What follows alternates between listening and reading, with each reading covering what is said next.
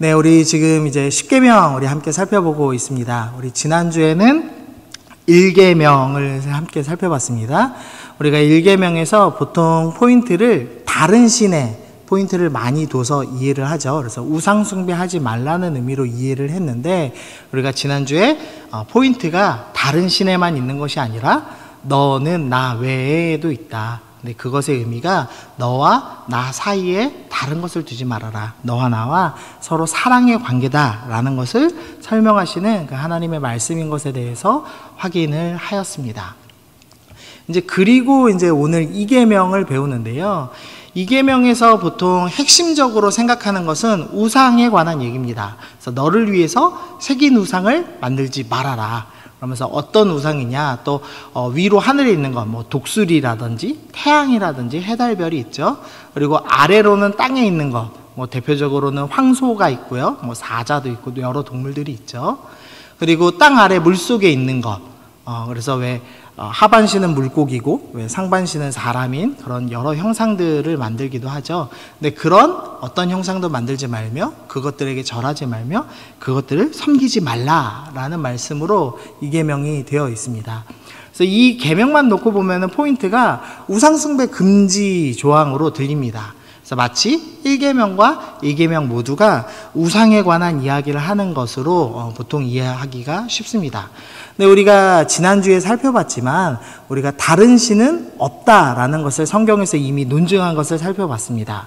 우리 고린도전서 8장에서 우리는 우상은 세상에 아무것도 아니다. 그러니까 세상에 우상이란 건 존재하지 않는다라는 것을 우리가 지난주에 먼저 살펴봤습니다. 그래서 이 말씀도 단순히 우상 숭배하지 말아라 라는 개념이 아니라 조금 더 깊은 의미로서 접근해 보려고 합니다.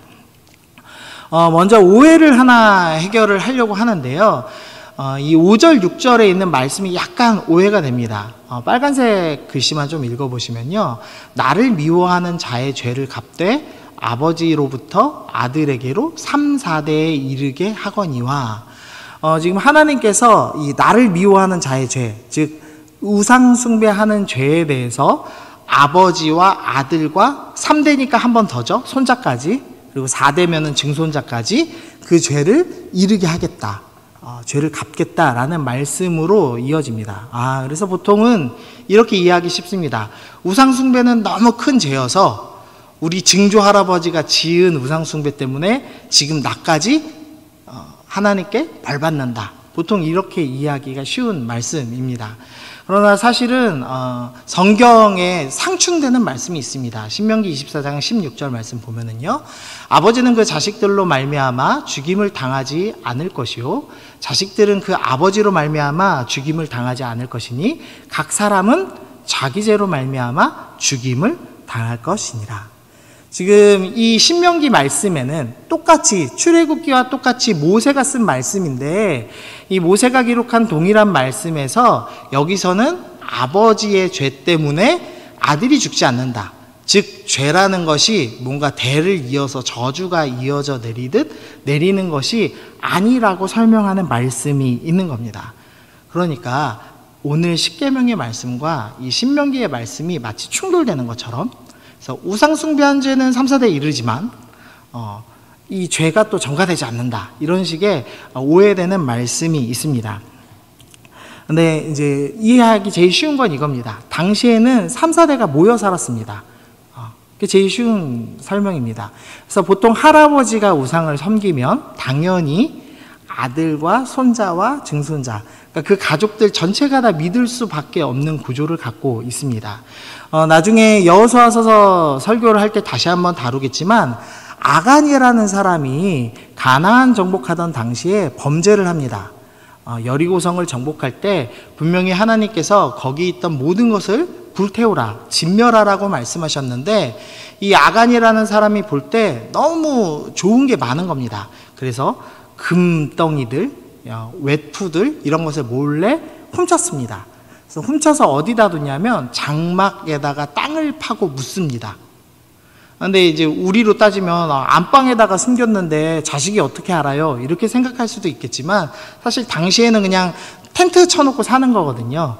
그러니까 아버지가 전쟁 중에 흙이 가득하고 피가 묻은 채로 뭔가를 들고 와서 땅을 파고 묻었다면 그 가족들이 모를 리가 없습니다.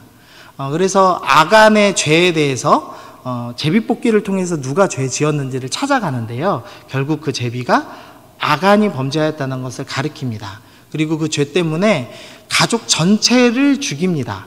근데 가족 전체 죽이는 게 너무 잔혹해요. 아버지 아간만 범죄했는데 라고 생각할 수도 있지만 사실 당시 문화에 보면 아버지가 이거 숨기는 것을 다 같이 봤고 또 이 제비를 뽑는 순간에 얼마든지 우리 가족이 잘못했고 우리 아버지가 우리 남편이 죄 지었습니다 라고 고백할 충분한 시간이 있었음에도 불구하고 죄를 고백하지 않은 것, 그것 때문에 이 3대가 모두 벌을 받는 장면이 나옵니다.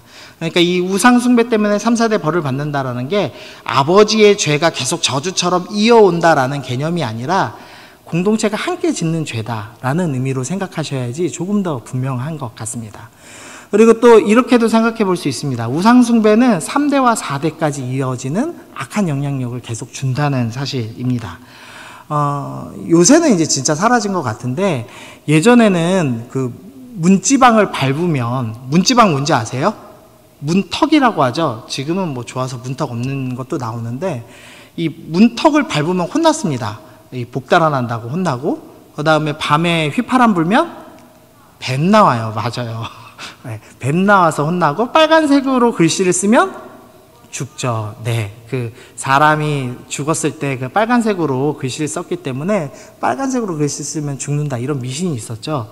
저는 분명히 교회를 다니고 저희 어머니도 교회를 다니셨는데도 문지방 밟으면 혼났어요. 왠지 혹시나 귀신이 있어서 우리 집에 안 좋은 영향력을 끼칠까봐 그런 거죠. 그러니까 이 우상숭배 영향력이 나도 모르게 꽤 긴 기간에 영향을 맺는다라고도 좀 생각해 볼 수 있겠습니다. 그런데 이 앞에 말씀의 포인트는 사실 5절이 아니라 6절 말씀입니다. 우리 6절은 다시 한번 읽어보겠습니다. 시작. 나를 사랑하고, 앞에서 3, 4대를 기록해 놓은 이유는 죄는 짧지만 은혜는 어떻다? 매우 길어서 1000대까지도 복을 받는다라는 것이 진정한 포인트라는 거죠. 그래서 하나님의 말씀하신 이 화자의 의도를 정확히 파악해야 되는데 우리는 자꾸 벌 받는 것에 포인트를 많이 둡니다. 벌 받을 거라고 생각이 드나 봐요. 그러나 우리는 벌 받는 자들이 아니라 하나님의 백성이고 자녀이기 때문에 우리가 받을 것은 1000대까지 베풀어지는 은혜, 즉 하나님이 나를 온전히 섬길 때 이렇게 큰 은혜를 주셨다라고 오히려 그 풍성한 은혜에 대해서 설명하는 본문입니다. 그래서 그런 의미로 이해하시고 이 말씀을 좀 보시면 좋겠습니다. 이제 오해 제거하고 이제 진짜 포인트를 좀 찾아보겠습니다. 진짜 포인트는 이겁니다. 어떤 형상도 만들지 말아라 라는 의미입니다. 형상에 대한 경고가 이 말씀의 진짜 포인트라고 할 수 있습니다. 제가 예전에 창세기 설교할 때 예화를 든 걸로 기억하는데 모르는 것처럼 다시 한번 보세요. 예전에 제가 교회 전에 있던 교회에서 이 중고등부 설교를 할 때 이 문제를 냈습니다. 네 발로 다녀요. 털이 거의 없어요. 눈이 커요. 가끔씩 일어서기도 해요. 몸과 머리와 몸의 비율이 4분의 1 정도예요. 귀여운 암컷이에요. 이것은 무엇일까요? 로 그림을 그리게 했어요. 그림을 그리게 했더니 뭘 그렸냐면 그 친구가 이걸 그렸습니다. 괜찮죠? 네 발로 다니다가 가끔 일어나요. 이렇게 돼 있습니다. 털이 거의 없어서 털이 없는 동물을 그렸습니다. 눈도 크게 그렸고요. 귀여운 암컷이라서 여기 안 보이시겠지만 리본도 달았습니다. 근데 이 질문에 대한 정답이 뭔지 아세요? 이 질문의 정답은요, 네, 저희 딸이었어요. 네, 저희 딸이 어렸을 때거든요. 네 발로 기어다니고요. 그리고 털이 거의 없어요. 지금도 그 남목사님 아들 다니 있죠. 다니가 2살인데 저희 딸보다 머리가 더 길어요. 저희 딸은 5살이거든요. 근데 아직도 털이 없어요. 그리고 눈 커요. 가끔 옛날에 그 네 발로 기어다닐 때 일어다니기도 하고, 그리고 암컷이죠. 네, 그래서 정답이 이거였습니다. 서연이었습니다. 그런데 이 서연이에 대해서 설명을 하다 보니까 어떻게 됐죠? 왜곡돼요. 그래서 전혀 다른 존재로 설명이 됩니다. 비슷한 예가 있는데요. 이거 무슨 동물인지 아시겠어요? 고대 그 공룡 추출되면 뼈만 추출되잖아요. 그래서 그것처럼 뼈만 가지고 이 동물이 과거에 어떤 동물이었는지 추측해서 그림을 그려달라고 요청을 한 거예요. 그래서 그림을 그린 겁니다. 이 동물의 정체는 뭐냐면 고양이입니다. 그리고 요거는 무슨 동물인지 아시겠어요? 전혀 모르시겠죠? 코뿔소입니다. 그 코뿔소의 뿔이 뼈가 아니라고 하네요. 그래서 남지가 않는답니다. 그래서 뼈만 보고 추측하면은 아마 이런 모습일 거다. 또 요게 제일 희귀한데 이거는 뭔지 아세요? 이거 완전 그 외계인 같지 않으세요? 이렇게 가시가 있고, 근데 이게 백조입니다. 백조의 뼈만 남은 걸로 상상도를 그리면 이렇게 나온다고 합니다. 그러니까 무슨 말이냐면 이 진짜 본질적인 모습이 말로 전달되거나 어떤 일부분의 모습만 전달되면 왜곡되기가 너무나 쉽습니다. 그래서 이게 지금 바알과 아세라 신상입니다. 우리 성경에 많이 나오죠. 근데 지금 잘 안 보이실 것 같긴 한데 이 바알은 그 허리 쪽에 보면은 되게 강조가 돼 있어요. 남성의 성기가 엄청나게 강조가 돼 있고, 또 아세라는 지금 뭐가 강조돼 있죠? 가슴이 엄청 강조돼 있습니다. 그러니까 이 신들의 풍성함, 생명이 풍성해져서 부자가 되고 싶은 그 마음을 드러내고 싶어서 이 생식하는 능력만 강조해서 이 신상을, 형상을 만들어낸 겁니다. 그러니까 특정한 능력만 강조해서 이야기하다 보니까 이런 식으로 왜곡됩니다. 하나님을 왜곡한 형상이 성경에도 하나 등장하는데요. 우리 지난주에 봤던 금송아지가 바로 그런 예입니다. 금송아지는 무엇을 상징하냐면 보통 힘, 황소가 힘이 되게 세잖아요. 근데 하나님께서 10가지 재앙을 일으키시고 애굽에 있는 모든 신들을 다 이기고 나오신 능력의 하나님이죠. 그래서 그 능력의 하나님은 마치 황소처럼 힘이 세. 그래서 금송아지. 또한 그 송아지를 통해서 밭을 갈고 그러면서 농사가 잘 돼서 풍성해지죠. 그리고 하나님께서는 만나와 메추라기를 통해서 풍성하게 음식을 공급한 신이죠.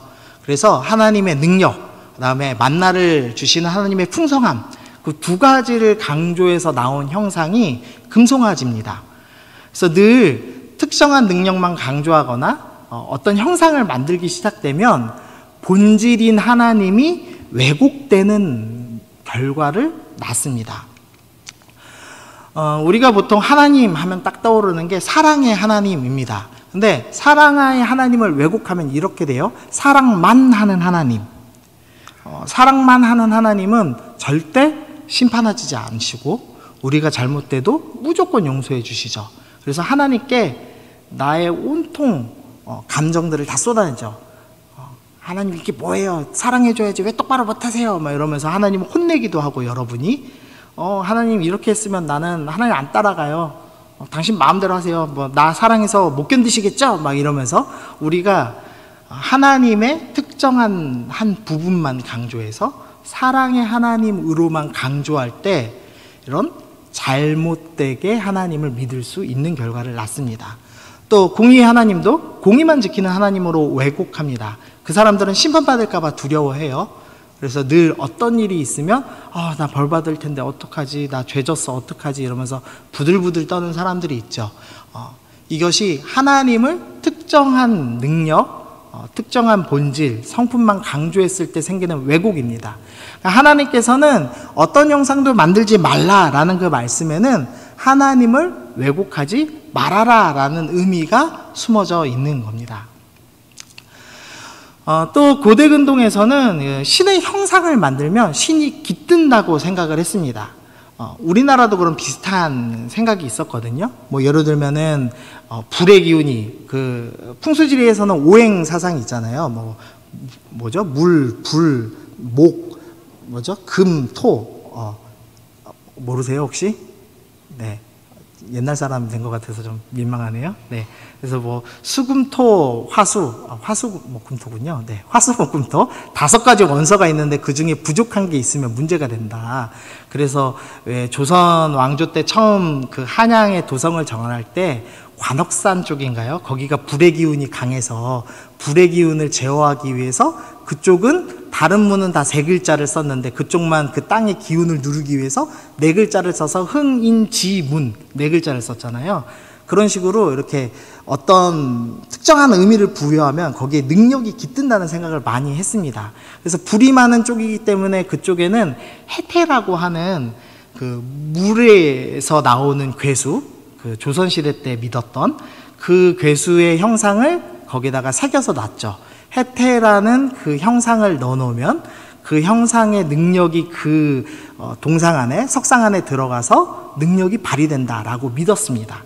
근데 그것처럼 신의 형상을 만든 이유가 고대인들도 정말 그 돌덩이가 신이라고 믿은 것이 아니라 돌덩이로 그 신의 모양을 만들면 신의 능력이 깃들어서 내가 마음대로 능력을 조절할 수 있다고 믿었습니다.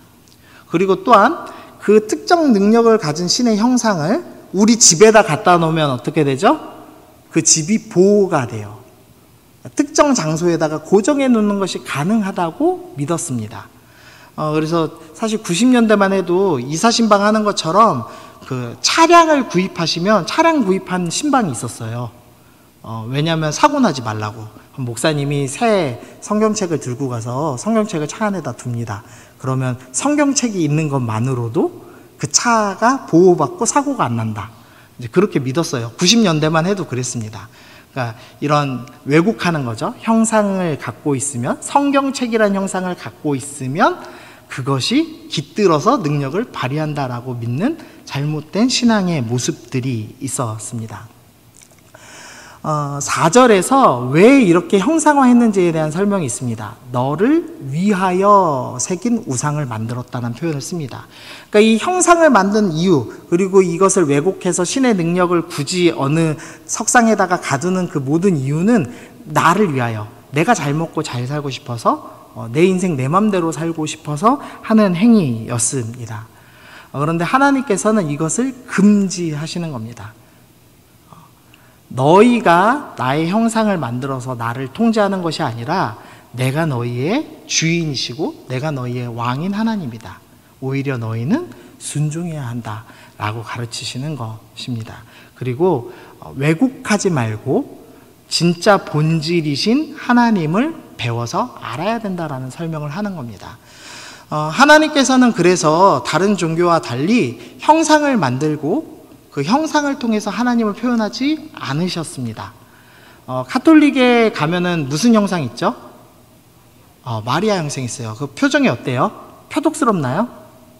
원래 사실 성경대로 하면 마리아는 남편 요셉이 일찍 죽고 어린애들 거느리고 되게 힘들게 아이들 기르다가 첫째 장남인 예수님이 일찍 죽는 바람에 계속 도망다니면서 끝까지 고생한 불쌍한 여자거든요, 사실은. 그냥 그 사람의 인생만 놓고 보면. 근데 마리아의 모습 어때 보여요? 되게 부자처럼 보이지 않으세요? 되게 부유하고 자비로운 모습만 강조해서 넣어놓은 거죠. 그런 식으로 형상을 통해서 표현을 하는데, 우리는 형상이 있나요, 없나요? 혹시 교회 앞에 예수님 상 있는 거 보신 분? 대림교회 없죠? 우리 교회는 혹시라도 우상으로 섬길까 싶어서, 여기 뭐가 없죠 지금? 십자가도 없습니다. 보통 장로교들이 그래도 십자가 정도는 가운데다 다는 편인데, 저희 교단은 십자가를 통해서 하나님을 알아가서 예수님께서 나를 위해서 죽으셨구나, 부활하셨구나를 배우는 건 너무 좋지만, 너무 십자가만 강조하면서 그 십자가가 마치 능력 있는 양, 우상이 되는 것을 경계해서 저희는 십자가도 잘 달지를 않습니다. 그런 이유로 이렇게 된 겁니다. 그러면 어떻게 하면은 이 왜곡하지 않고, 이 계명의 본질인 왜곡하지 않고 하나님을 바르게 알 수 있을까요? 바로 성경을 통해서 하나님을 바르게 알 수 있습니다. 하나님께서는 들리는 말씀을 통해서 하나님을 계시하셨고, 말씀을 통해서 하나님을 알도록 하셨습니다. 그래서 여러분이 이 계명을 바르게 지키는 법이 무엇이냐? 말씀을 통해서 하나님을 온전히 알아가는 것입니다.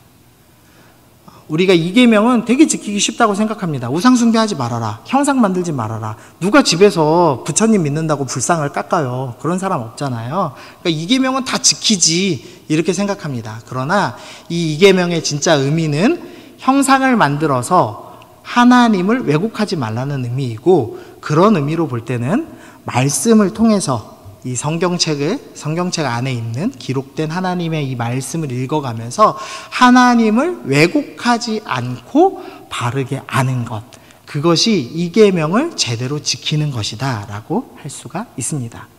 그래서 2021년에 말씀 읽으시기 바랍니다. 이럴 때는 아멘을 좀 해도 돼요. 자, 다시 한번 2021년에 말씀을 읽으시기 바랍니다.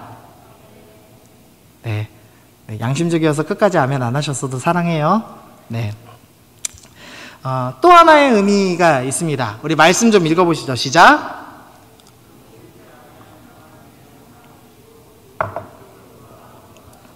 네, 여기서 그가 누굴까요? 예수님입니다.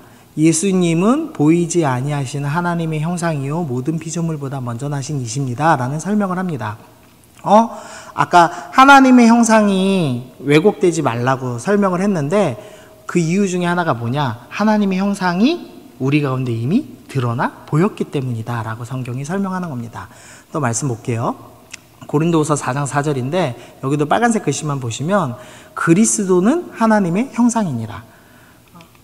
또 이는 하나님의 영광의 광채시요 그의 본체의 형상이시라. 그의 능력의 말씀으로 만물을 붙드시며 죄를 정결하게 하시며 높은 곳에 계신 지극히 크신 이의 우편에 앉으셨느니라. 우리가 사도신경에서 고백하죠. 주님께서 하나님의 우편에 앉아 계십니다. 예수님의 우편에 앉아 계시다고 표현하죠. 근데 그 예수님에 대해서 뭐라고 설명하냐면 하나님의 형상입니다 라고 성경은 설명을 하고 있습니다. 예수님은 하나님의 형상으로서 우리 가운데 오신 분이다 라고 설명합니다. 근데 또 재미난 말씀이 있습니다. 하나님이 이르시되 우리의 형상을 따라 우리의 모양대로 우리가 뭐를 만들죠? 사람을 만들었다. 그래서 하나님께서 우리를 하나님의 형상으로 만드셨기 때문에 다른 형상은 만들지 말라고 하시는 의미로 이해할 수도 있습니다. 그래서 여러분이 하나님의 형상이 된 겁니다. 우리는 형상이고 또 예수님도 형상이시라고 설명했어요. 성경이 이렇게 설명하죠. 갈라디아서 4장 19절 나의 자녀들아 너희 속에 그리스도의 형상을 이루기까지. 너희 속에서 그리스도의 형상을 이루어라. 너희는 하나님의 형상으로서 만들어졌으니 진정한 하나님의 형상인 예수님까지 닮아가라 라고 설명합니다. 로마서에서도 하나님이 미리 아신 자들 또 그 아들의 형상을 본받게 하신, 우리는 하나님의 형상으로 만들어져서 하나님의 완전한 형상이신 예수님을 닮아가는 것으로 만들어졌습니다. 그러니까 하나님의 관점에서 생각하면, 하나님의 입장에서 보면 내가 이미 하나님의 형상을 만들어서 이 땅에 가득하게 세워놨으니 다른 형상 만들 거 없어. 너희가 하나님의 형상이 되어서 하나님을 닮아감으로써 하나님이 어떤 분이신지를 보여줘야 돼 라고 성경은 이야기하는 겁니다. 그래서 우리를 통해서, 우리가 하나님의 형상이라면 우리를 통해서 세상 사람들이 하나님을 봐야 합니다. 우리를 통해서 하나님의 말씀을 들어야 되고, 우리를 통해서 하나님의 마음을 봐야 하고, 우리를 통해서 하나님의 사랑을 경험해야 합니다. 그래야지 진짜 이 계명의 진짜 의미, 형상을 왜곡하지 아니하고 형상 하나님을 바르게 아는 것을 지킬 수 있다는 겁니다. 우리가 성경을 통해서 하나님을 왜곡하지 않고 알고, 그래서 우리가 하나님의 형상된 사람으로서 예수님, 진짜 형상인 예수님처럼 그 성품을 닮아가면서 나의 삶의 모습을 통해서 하나님의 형상을 볼 수 있도록 세상 사람들이 나의 삶을 바꾸어 나가는 것, 그것이 이 계명을 진짜 지키는 삶이라고 할 수 있겠습니다. 여러분은 하나님의 형상이라고 성경은 이야기합니다. 아직은 완성되지 않았지만, 아직은 우리가 예수님을 온전히 다 닮아 있지는 않지만, 그러나 너는 하나님의 형상으로 만들어졌고 하나님의 형상으로 닮아갈 것이다. 그래서 내가 다른 형상 안 만들 거야. 너를 통해서 세상 사람들이 나를 볼 수 있게 만들 거야. 그러니까 너 나랑 너 사이에 다른 아무것도 두지 말고 나랑 함께 하면서 나를 드러내는 사람으로서 살았으면 좋겠다. 너는 나의 신부이고 너는 나의 아들이다 라고 말씀하시는 주님의 사랑의 음성입니다. 여러분은 하나님의 형상으로 지음받았습니다. 그래서 하나님의 형상답게 살기로 결단하는 것, 그것이 이 계명의 말씀입니다. 네, 우리 적용 찬양 함께하고 우리 기도하면 좋겠는데요. 오늘 나의 부르심이라는 찬양을 준비했습니다. 우리 가사를 좀 혹시 띄워주시겠어요? 나의 부르심 나의 영원한 소망, 그 다음 가사 띄워주세요. 예수님의 형상을 담는 것. 이 가사 한 줄 때문에 이 찬양을 골랐습니다. 우리의 부르심의 목적이 무엇이냐? 예수님의 형상을 닮아서 우리의 성품이 더욱더 성장하는 것뿐 아니라 나의 삶의 모습을 통해서 하나님을 드러내는 것, 왜곡하지 않고 드러내는 것, 그것이 오늘의 말씀입니다. 우리 말씀 기억하시면서 우리 그렇게 살겠습니다. 결단하시면서 우리 함께 찬양하시겠습니다.